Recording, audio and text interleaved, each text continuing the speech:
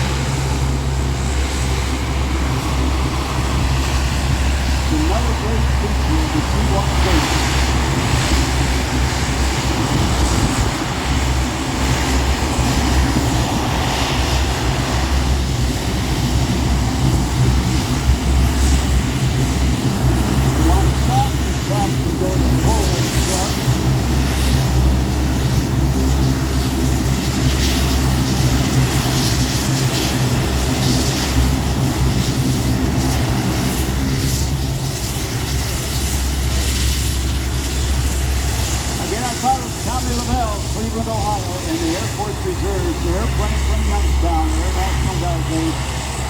Nick Morgan is the other pilot on board. And there is the American flag. Give them a wave, if you will, up and down the flight line. They're going to love to see your animation. If they cannot hear your applause, but I know Tommy and Nick